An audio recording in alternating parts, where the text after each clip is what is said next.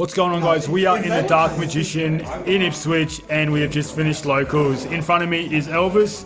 And what did you do today, Elvis? Sadly, I went 2-2 with Infernoble Knights before the Rise of the Duelist. But you did beat me. Yes. So that's why I wanted the profile. So let's have a look. Yeah, no worries. Let's start with how many cards are in the deck.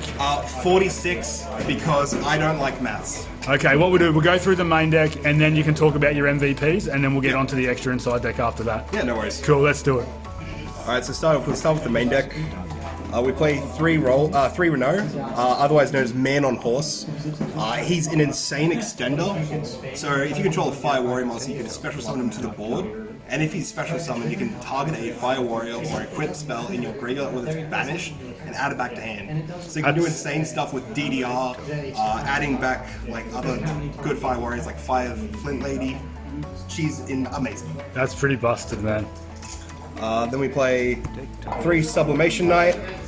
He's a really good starter that kicks it off with the 1 Squeak Knight, which you equip onto one summon, and then you can summon him out, and that's pretty much a 1-card Isolt. Beautiful. Then we play 1 Infernoble Knight Roland.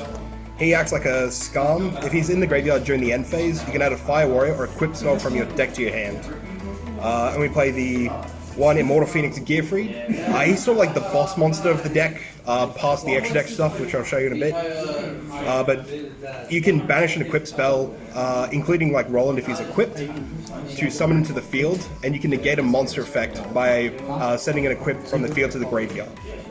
That's a pretty easy summoning condition for someone so big, isn't it? Oh, it is. He shouldn't be allowed. Then we play 3 Best Girl, Fire Flint Lady. Okay, tell me about her. Alright, so she just came out in Battle's Legend Armageddon, which is legal for this event. So if you control a warrior monster, any warrior, you can summon it to the field. You can send it from the field to the graveyard and summon a level 4 low warrior from your hand, and it can't be targeted or destroyed by card effects. It just helps you like get through the deck further. Amazing. Super. We play 3 Super Quantum Red Layer. Really good Isolt target to just search for the next turn. Played 2 Butter Spy. Felt like the easiest thing to cut because I wanted to get like at least under 50. Then of course play the 3 Connector and the 1 Dolphin. He used this against me twice in the same turn and emptied my hand out very quickly in our first game, so not much needs to be said about that package. Yeah. Then we play Secret Six Samurai Genba. He's the main tuner that you summon off of Isolt to enable a lot of Needle Fiber, Auroradon, get to a Herald before you resolve a Hauki Fibrax. And you're saying it's a Fire Warrior tuner? Yeah, Fire Warrior tuner, so it, even opening it, if you open like multitude of extenders, you don't even need it sometimes. So much synergy there, isn't there? And then play the O-line to summon off the Auroradon to enable a lot of VFD plays, and the 1 Jet Synchron. Then we play, for the hand traps, we play 3 Ogre and 3 Ash. Beautiful. I just felt that these were the best 6 hand traps going into the next format. Is Ogre in there to stop the Numeron stuff? Yeah, so Ogre's in there to stop the network from even trying to resolve. Yeah. Because if you can stop the deck, stop the Numeron engine from resolving, most of the time you get another turn to play and try and win. Did it come up today? It came up against...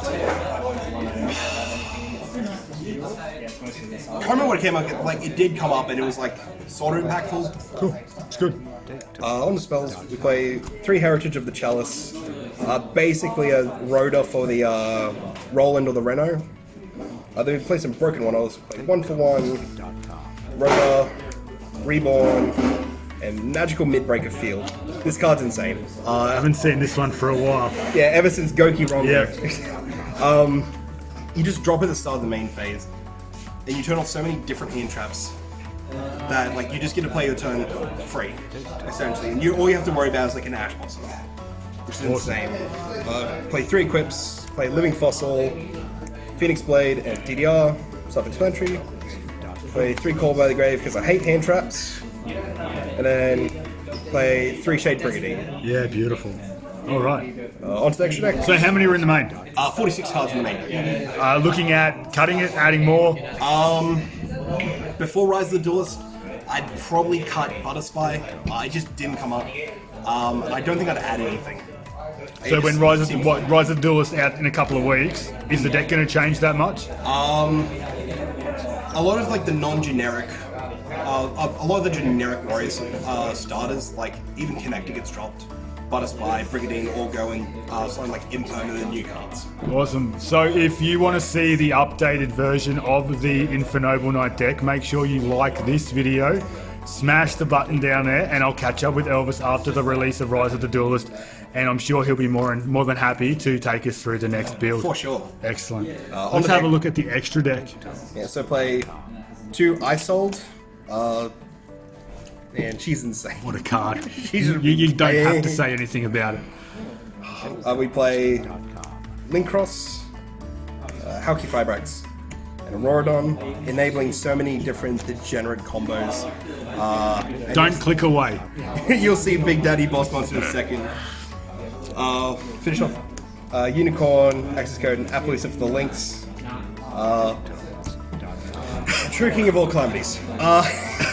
This card, with Hauki Fibrax still being legal and Auroradon, as well as the Fire Warrior access to like such easy numbers, dealing with like tuners being able to summon from the deck, and still having extenders, it makes True King of all calamities worth it to make. And the end board you try to make with this is like a True King of all calamities and Herald. Most decks shouldn't be able to play into it, like most combo, save like Eldritch, Altergeist, and Guru, which you should be clearing out in your next turn with like a well-timed VFD to stop the rest of their shit, and then a Herald to follow up on any negates. Cool. It works. He did it against me in games 1 and game 3, so it definitely works. Yeah, sorry, Gordon. We have Croc, Drawman, and Vermilion Dragon Mech. They're your 9s that are going into the VFD. I feel like this is the only time that Vermilion Dragon Mech has ever been played. It's good to finally see it. It was played in Blue Eyes, but like, it's Blue Eyes. That doesn't matter. Yeah, so we play the Cold Dragon, which is abusable. Garden Rose Maiden. She also should just go on the list, because you get to a point where you can make her climb into a Coral Dragon, and then later in the turn banish the Garden Rose Maiden, summon back the Coral Dragon. That's busted, man. That's busted. And then we play Metal Marcher and Herald of the Ark. Oh yeah, cool. Excellent.